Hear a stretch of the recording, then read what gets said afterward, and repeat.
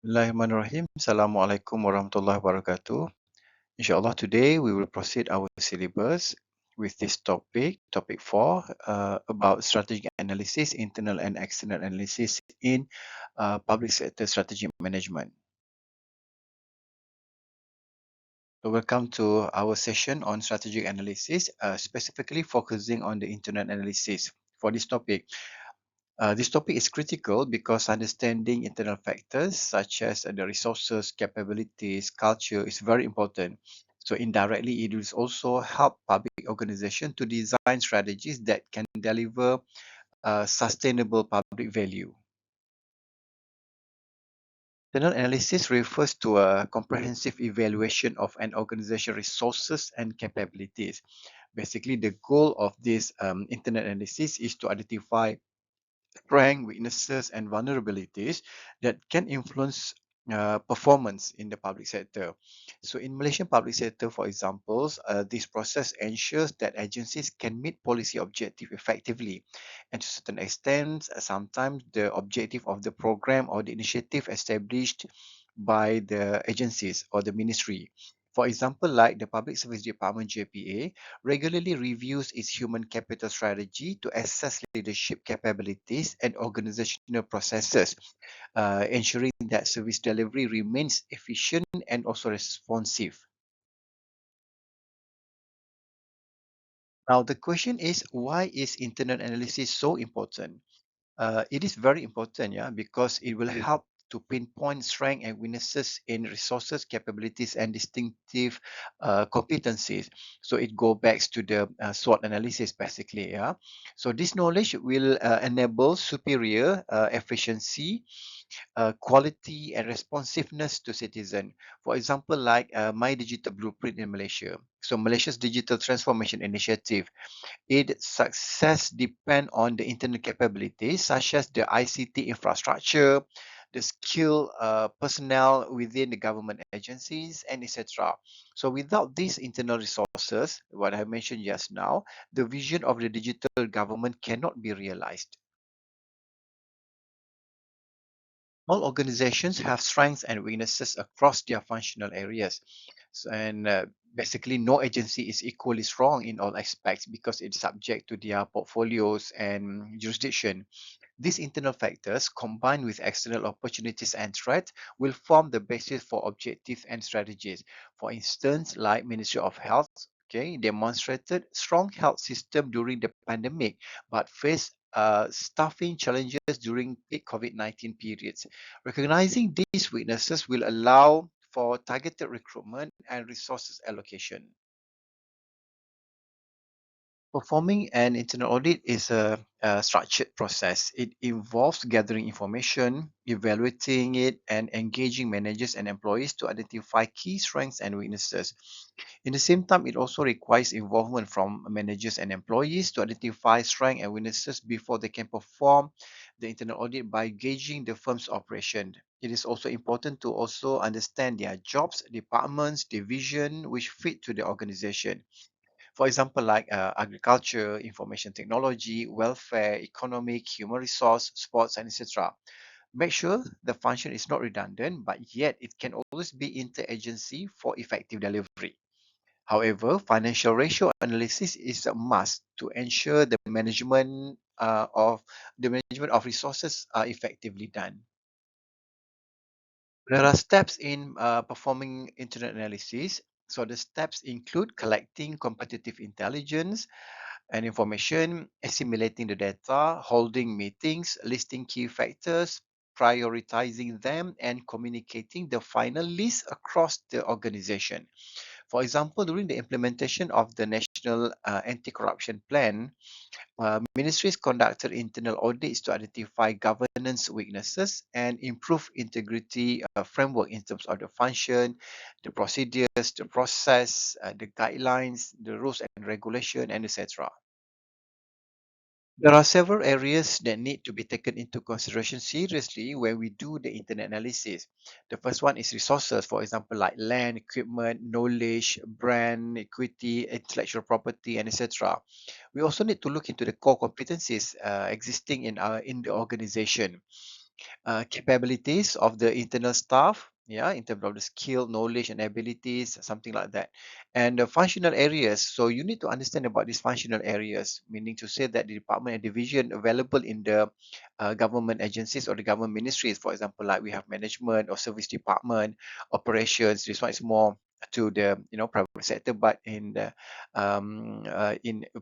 public sector we focus so much on for example like public relations, finances, human resource, okay, R&D, research, policies department, etc.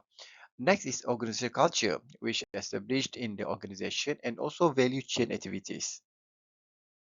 This slide or diagram is actually explain about the components of internet analysis leading to competitive advantage and strategic competitiveness. It also reflects with the areas of internet analysis which I have explained before. As you can see here, the value chain analysis consists of two major activities, which are the primary activity and support activity.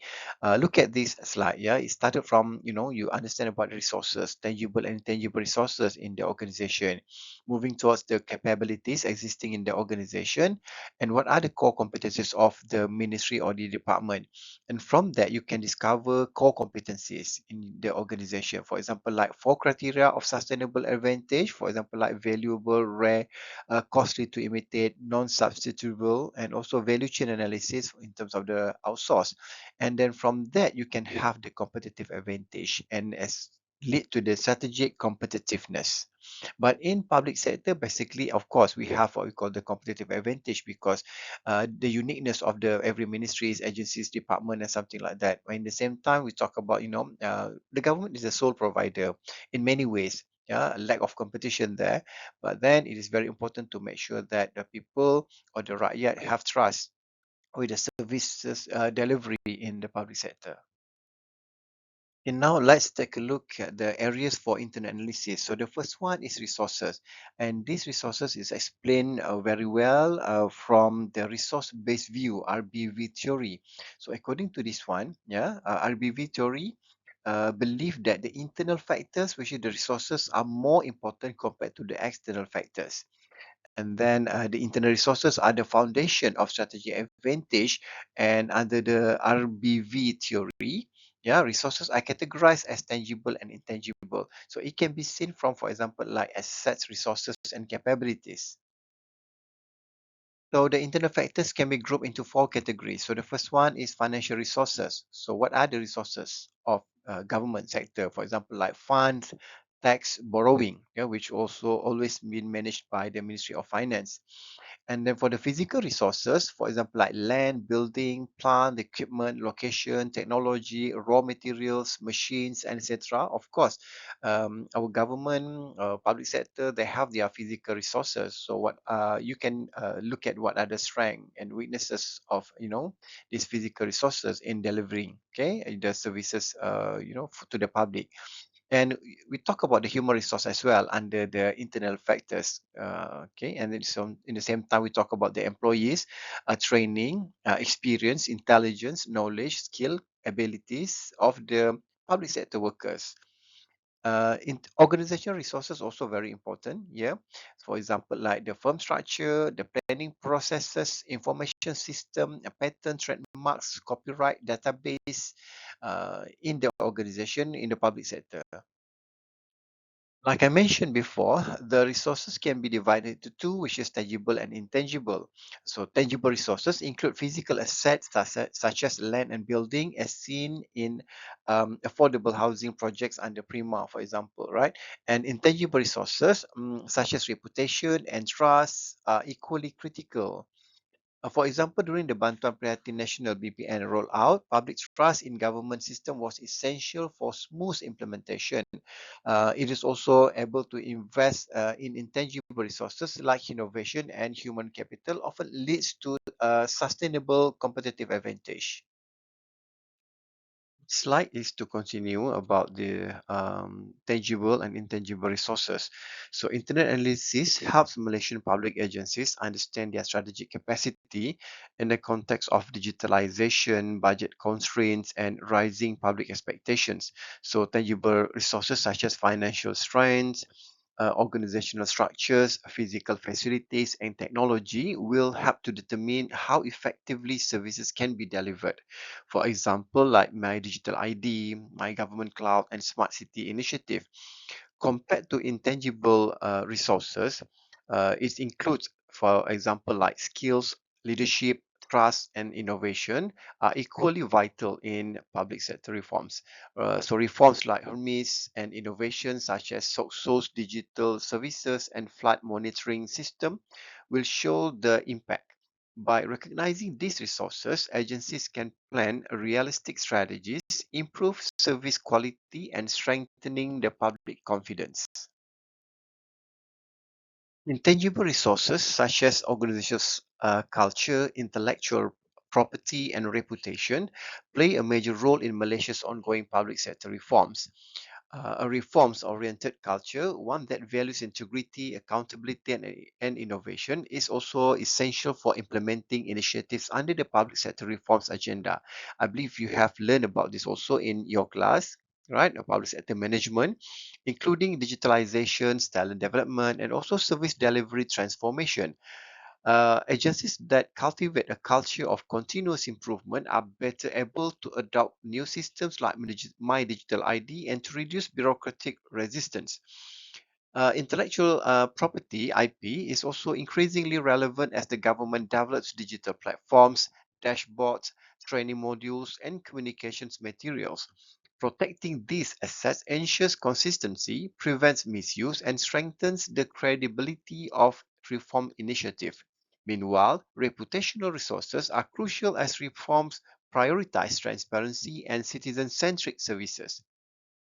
Agencies with strong reputations built on reliability, responsiveness, and professionalism gain higher public trust and smoother collaborations with suppliers and stakeholders. So these intangible resources collectively support Malaysia's push towards a more modern, efficient, and high-performing public sector. Intangible resources are hard to see or measure, yet they drive long-term advantage. For example, like patents, copyrights, reputation, brands, and trade secrets strengthens organizational performance. Human resource also very important. For example, like they have people with skills and expertise, which can activate these assets, enabling the organizations to create value and sustain competitiveness beyond what tangible resources alone can achieve. Now, we move to the second areas of internal analysis. This is about the core competencies. So core competencies are strengths that cannot be easily initiated by others, cannot be imitated by the others. Okay, so in Malaysia, for example, a distinctive competency is our expertise in Islamic finance regulations, which positions the country as a global hub. So these competencies give a strategic edge and must be nurtured. The third areas for internal analysis is the capabilities. So capabilities represents the capacity to deploy resources effectively. It's often lie in the skills and expertise of employees, so it reflects to the intangible resources as well. For example, the government's ability to manage large-scale financial allocations during Budget 2025 digitalization efforts, which reflect strong financial management capabilities. There are several functional expertise which can be seen from this slide. For example, like management, marketing, finance, accounting, production, operation, research and development, and also management information systems. So this one can be explained in the next slides later. This slide is quite critical and quite important for you to understand.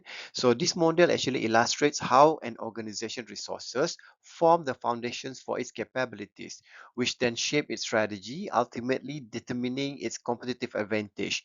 In the public sector context, competitive advantage refers to an agency's ability to deliver superior public value, better service, quality, efficiency, trust, and outcomes compared to the others.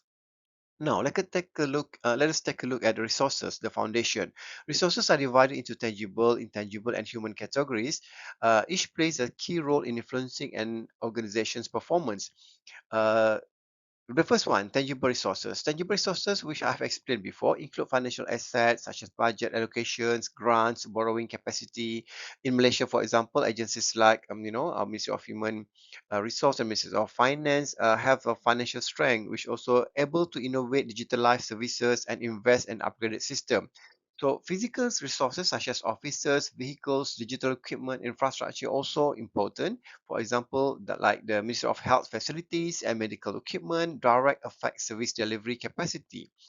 While second one is the intangible resources. Intangible resources are less visible but often more powerful. So this includes technology like software system, patents, proprietary digital platforms, and etc. So in Malaysia, public sector reforms such as My Digital rely heavily on such intangible assets to enable e-government services and data sharing. Reputation also very important, and this relationship also matters. For example, like LHDN or JPJ, with strong credibility, gain higher public trust and cooperation. In the same time, organizational culture also very important. Values, norms, and behavior pattern will strongly influence employees' willingness to adopt reforms, embrace technology, and to deliver quality service. Human resource, for example, like skills, expertise, communication, motivation of employees. In Malaysia public sector, success of transformation programs such as public sector competency framework depends heavily on officers' capability, which motivated and skilled employees interpret policies effectively and solve problems and deliver innovative solutions. While in the same time, we have organizational capabilities, what organization can do. So capabilities are not like the resources. So resources are what the organization has. Capability describe what it can do with what it has. For example, like having computers, resources does not guarantee digital service efficiency, but the capability lies in the using those technology effectively and developing dashboard, analyzing data, integrating system, and training staff. So in Malaysia, public sector capabilities can be seen in the ability of agencies to coordinate disaster response like NETMA, APM, Bomber, and such things. Ministry of Health capacity to manage pandemic, for example, like during COVID-19, through surveillance system. Local councils' capability to implement smart city solutions using IoT data, and capabilities are built when resources interact synergetically and skilled people, technology, and supportive culture. The third one, we talk about the strategy with choosing the best path. So strategy emerge when the organization assess its capabilities and align them with industry key success factor in the public sector. These include efficiency, transparency, digital readiness, stakeholder trust, and policy alignment. For example, when the Malaysian government set priorities for digital transformation, agencies must choose what strategies that can optimize existing resources while building new capabilities. The next one on the competitive advantage, which is to delivering superior value. In the public sector, competitive advantage means number one, delivering services faster, ensuring better user satisfaction, achieving policy goals efficiently, and enhancing national resilience, building public trust, and etc. So the agencies that harness these resources strategically will show that they have the competitive advantage, right? So overall, this model shows the strategic success is not accidental. It grows from understanding resources, building capabilities, making informed strategic choices, and using them to deliver superior outcomes for the nations. Well, next areas for internal analysis is the functional area. I think we have talked about this in capabilities slide just now. So public organizations like private firms have functional areas like management, marketing, finance, R&D, and management information system. For instance, Tourism Malaysia applies marketing strategies to promote domestic tourism, while MIMOS Malaysia drives R&D and technologies for government services. So management information system like Hermes enable efficient human resource processes across ministries, improving responsiveness and decision making. The management or services department, sometimes we call service department in government sector, yeah. So this will support internal strengths by planning programs aligned with national reforms, organizing workflows for efficient service delivery, motivating staff through performance systems, and ensuring effective staffing via competency-based recruitment and training. So together, these functions enhance organizational capability and readiness for Malaysia's evolving public sector demands. Next, on marketing. So in the public sector, the marketing, or sometimes called as corporate communications department or unit, analyzes citizen needs, promotes government services, and plans services improvement. It communicates a value, sets affordable or subsidized pricing policies, and ensuring effective distribution through digital platforms and services counters, supporting transparency, accessibility, and improved public engagement. Next functional area is finance. So the finance function ensures efficient budgeting, financial control, and resource allocation aligned with national priorities. It monitors expenditure, optimizes public funds, support cost-effective programs, and ensures compliance with financial regulations. Strong financial management will enhance transparency, accountability, and organization's capability to deliver high-quality public services. So next functional area is about research and development, R&D. So R&D in Malaysia, public sector supports evidence-based policy making by jointly assessing priorities, costs and benefits of new initiatives. Agencies may conduct internal R&D or collaborate with universities and research institutes, for example, like MOSTI, yeah, and other universities. This approach guides decisions on what, when, where, and how to innovate, ensuring impactful, efficient, and citizen-focused public services. Malaysia Productivity Corporation (MPC) is one of the examples of R&D focused agency. So MPC conduct extensive research on productivity, regulatory reform, digital adoption, and process innovation to support national competitiveness. Its initiatives such as the regulatory impact analysis, productivity nexus, and digitization studies involve research, data analysis, pilot testing, and developing new models for improved public sector and industry performance. MPC also collaborates with universities and global partners to study best practices, making it an important R&D contributor for government transformations and service modernizations in Malaysia. Next functional area is management information system, which collect, process, and present data to support operational and strategic decisions. In Malaysia's public sector, MIS strengthens digital governance by managing hardware, software, and database, enabling timely reporting, evidence-based policy making, efficient service delivery, and alignment with national digital transformation initiatives such as MyDigital. And now we move to the next areas for internal analysis, which is the organizational culture. Culture is a powerful driver of strategy. It shapes employees' behavior and organizational performance. So the whole of government approach under the Shared Prosperity Vision 2030 reflects a culture of collaborations and inclusivity. So it will ensuring that policies are implemented cohesively across ministries. So the next areas for internal analysis is the value chain activity. So value chain activity identifies activities that add value to the public services. So in the public sector, this links service improvement with human resource modernization. For example, like initiative Hermes, Migrant Cloud, enhance internal efficiency and citizen satisfaction. So aligning operational processes with strategic goals. This diagram is to explain about the social transformations in contemporary society. Yeah, for example, like in public sector service value chain shows how employee satisfaction drives better citizen service and ultimately strengthen public trust. When public servants experience fair pay, yeah, career development, supportive leadership, and positive work environment, so they will become more committed and motivated. So this leads to higher quality service characterized by timeliness, competence, courtesy, fairness, and good outcomes. When citizens consistently receive such service, their trust and confidence in public institutions grow.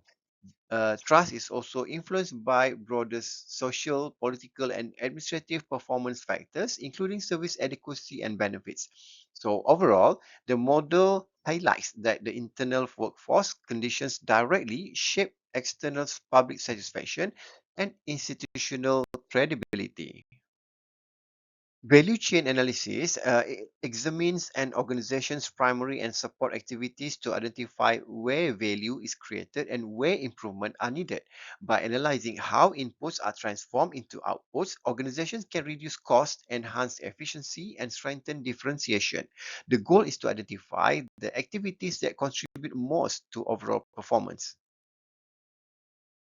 Malaysia's public value chain highlights how employee satisfaction drives better citizen service, which then strengthens trust in government institutions. So, public sector reforms such as HR modernization and Hermes service digitalization and My Digital must progress together as motivated employees are essential for delivering efficient, citizen-centered services.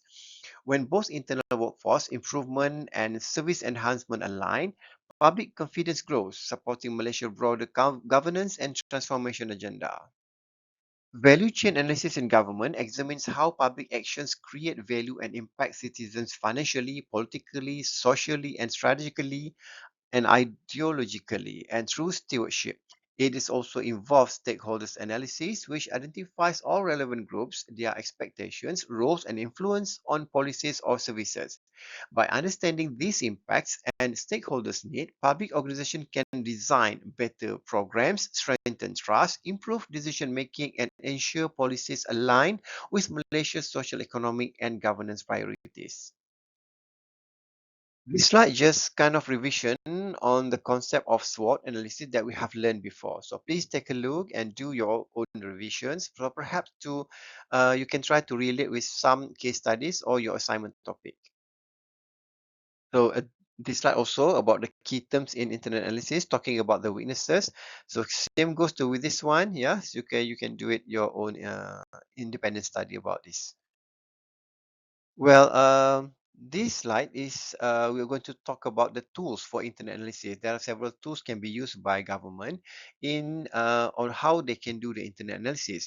So to diagnose internal factors, we use tools like McKinsey 7S or Waterman 7C and SWOT analysis. Three approaches. Basically, yeah. So applying McKinsey 7S to the Ministry of Health's COVID-19 responses reveals strengths in system and shared values, but highlights weaknesses in staffing during peak period. So these insights guide resource allocation and policy adjustment. Well, the 7S framework helps analyze internal alignments in the Malaysian public sector.